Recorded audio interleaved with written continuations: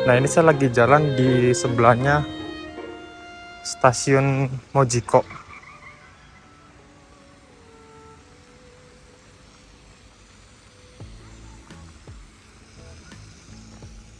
Jadi buat dari tampilan depan seperti ini untuk desain bangunannya pas banget dengan gaya-gaya bangunan Eropa ya teman-teman. Bagian halaman stasiun Mojiko terdapat juga sebuah PT teman-teman yang ukurannya lumayan besar. Nah, ini menggambarkan area sekitar dari stasiun Mojiko. Saat ini saya sedang berada di titik merah yang ini. Jadi selain stasiun yang memiliki gaya arsitek kebarat-baratan, ada beberapa bangunan yang dipajang di PT ini memiliki gaya arsitek seperti kebarat-baratan juga teman-teman. Beberapa minggu yang lalu saya tuh sempat datang ke area ini teman-teman buat hunting kereta ini nih. Kereta yang ikonik banget, namanya Mojiko Retro Kenko Railway.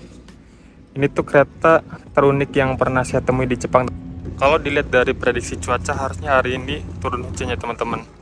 Tapi sampai sore ini masih belum ada air yang turun. Nah, mungkin sebagai gantinya diganti cuaca mendung ya teman-teman. Biasanya tuh di jam segini sekitar setengah 6 itu cuaca masih terasa panas dan juga terang. Cuma hari ini agak beda nih. Sekarang saya sedang jalan ke arah Selat Kanmon, selat terpenting maritim yang berada di Jepang ya teman-teman. Banyak sekali kapal-kapal yang melintas di selat ini. Hampir 24 jam teman-teman.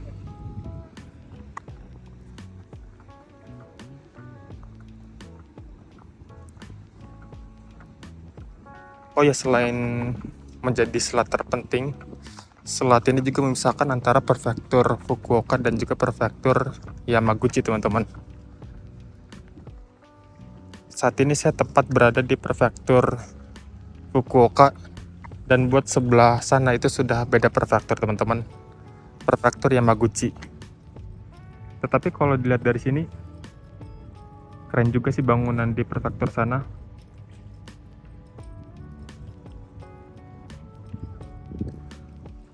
Nah, di sana itu ada jembatan besar yang menghubungkan antara dua prefektur ini teman-teman.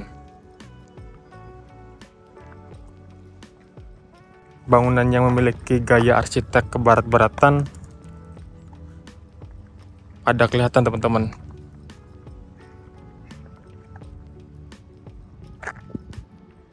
Bisa teman-teman lihat ya. Nah, untuk bangunan gaya kebarat-baratan ini muncul sejak akhir abad ke-19 sampai dengan awal abad ke-20 teman-teman. Yang saya juga kurang tahu pasti siapa itu arsiteknya. Nah, dari sini itu bisa naik kapal untuk jalan-jalannya teman-teman.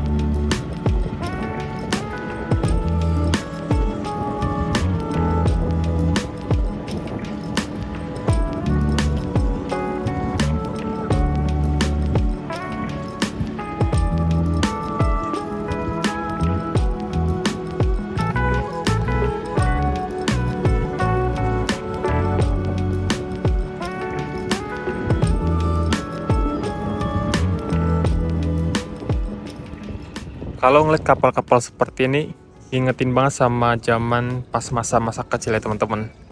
Jadi tuh dulu pas masa-masa kecil, saya sering banget beli kapal klotok-klotok yang dimana bahan bakarnya cuma kapas, minyak, sama api doang teman-teman. Kalau kapalnya jalan itu menghasilkan bunyi klotok-klotok. Sampai-sampai dinamain kapal klotok-klotok ya teman-teman. Nah tapi ini versi yang besarnya teman-teman. Karena bentuknya nggak beda jauh dengan kapal yang saya maksud. Oh ya, di sisi lain ada satu hal yang unik di area tempat ini teman-teman. Jadi di sekitar bawah jembatan itu ada sebuah terowongan kereta Shinkansen, kereta cepat di Jepang.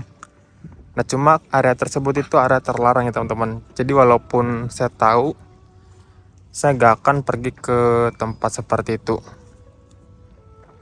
Nah saya pun dikasih tahu sama orang Jepangnya teman-teman, yang tempat tinggalnya itu di area sini, area Mojiko. Oke lah, kita coba mau jalan-jalan ke area sebelah sana teman-teman. Mau lihat seperti apa saja sih bangunan-bangunan lain yang memiliki gaya arsitek kebarat-baratan.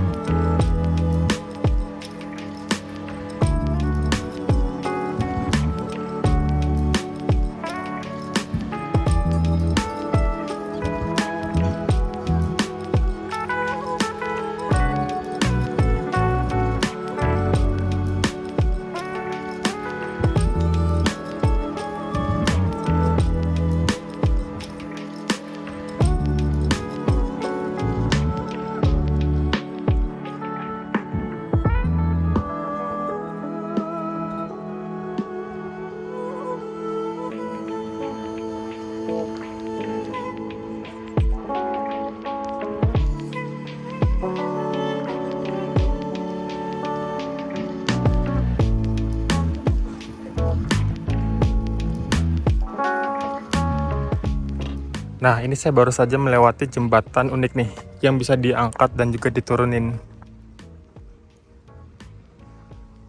Nah, tadi tuh setelah saya jalan-jalan ke area sekitar, banyak banget teman-teman orang-orang yang memakai bahasa Korea yang lagi ada di sini nih.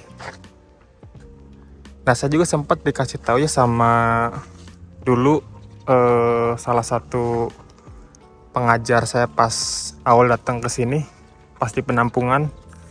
Itu memang kalau di sini tuh banyak banget orang-orang Korea yang mungkin berliburan di sini teman-teman. Karena memang prefektur Fukuoka itu merupakan prefektur yang letaknya agak dekat dengan Korea sendiri teman-teman, Korea Selatan yang saya maksud.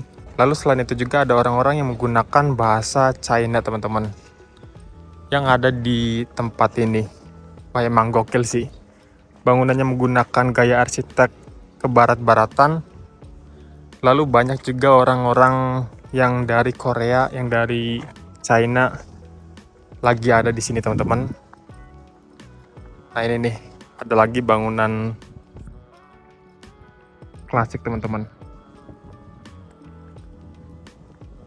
Kalau hari libur biasanya di area sini tuh sering banget diadain acara-acara ya teman-teman. Nah acaranya itu berada di area sini. Kayak sebuah pertunjukan juga ada di sini teman-teman. Lalu kayak bazar-bazar kuliner. Nah biasanya dijual di area seperti ini. Sekarang itu hari Jumat. Kayaknya belum dimulai deh. Entah besok atau Minggu. Di bagian depan saya juga ada sebuah jalur kereta jalur kereta Mojiko Retro Kengko yang dulu itu pernah saya rekam ya teman-teman, momennya. Emang sih unik banget. Jadi kereta tersebut juga sering laris untuk ketersediaan kursinya. Dan buat pemandangannya juga, wah, bagus banget teman-teman.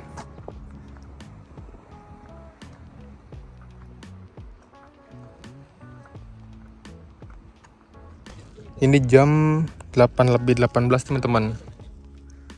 Jadi kurang dari jam 7 saya akan kembali ke tempat tinggal saya menggunakan kereta KL.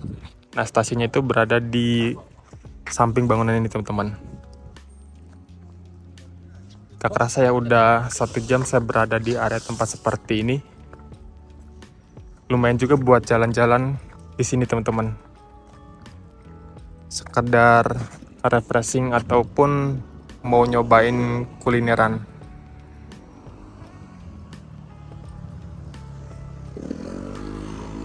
Nah, dari sini menuju ke tempat tinggal saya menggunakan kereta memerlukan waktu 30 menit atau setengah jam perjalanan saja. Jadi dulu itu pas tahun 1922 ada ilmuwan yang sangat terkenal yaitu Albert Einstein yang menyinggahi penginapan sebelah teman-teman. Jadi mengantar istrinya buat kuliah di prefektur Fukuoka dan nginepnya tuh di sini teman-teman. Nah, kalau teman-teman penasaran juga boleh cari tahu di Google Map.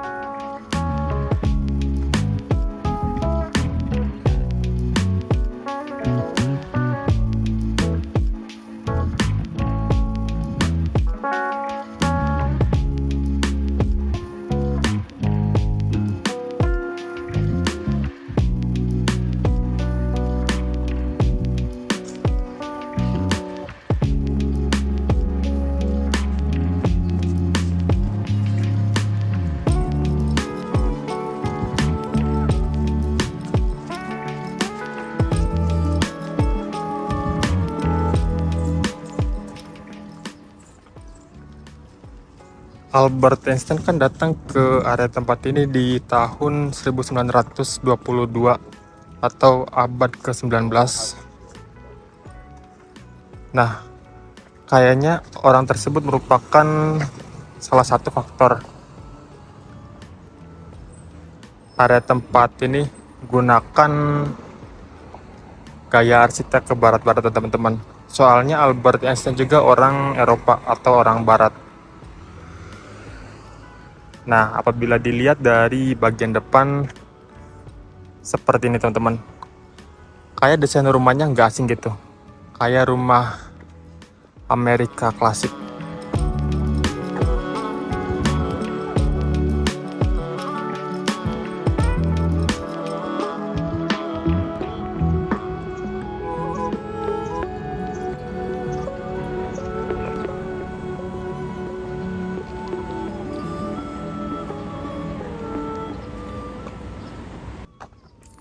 Habis beli tiket kayaknya saya mau mampir ke Family Mart dulu teman-teman, atau minimarket yang ada di dalam stasiun Mojiko.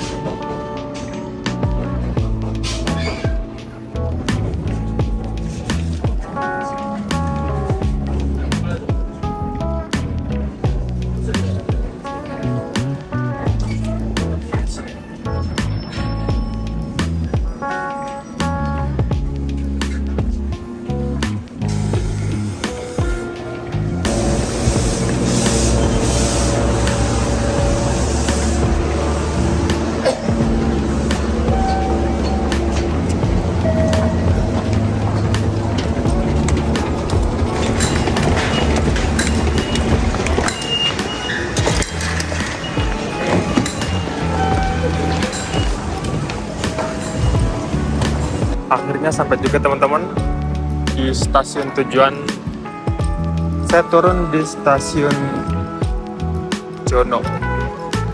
Nama stasiunnya kayak nama orang-orang yang ada di Indonesia teman-teman, namanya Jono gitu. Jadi itu tadi sedikit cerita dari stasiun awal, stasiun Mojiko sampai stasiun Jono. Itu kan transit di stasiun Kokura teman-teman. Nah, karena ini momen pertama kali saya naik kereta sendirian, jadi masih agak bingung. Harusnya kalau tadi pinter-pinter baca nama kereta, itu dapat yang lebih awal teman-teman, setelah turun di stasiun Kokura lanjut lagi. Nah cuma ini barusan turun di kereta yang 15 menit kemudiannya. Tapi nggak apa-apa sih, yang penting sampai ke tujuan teman-teman. Jalur kereta di Jepang itu banyak banget sampai bikin bingung sumpah. Tapi akhirnya saya dapat yang tepat teman-teman, walaupun agak sedikit ngulur waktu. Dari stasiun Jono ke tempat tinggal saya harus ke tempat parkiran dulu teman-teman, harus menjemput sepeda saya.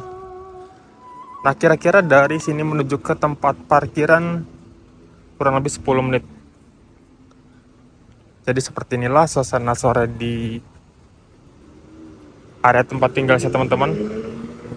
Ini udah jam 19:31, jam-jamnya terbenam matahari. Siapa nih diantara dari teman-teman yang pengen banget kerja ke Jepang?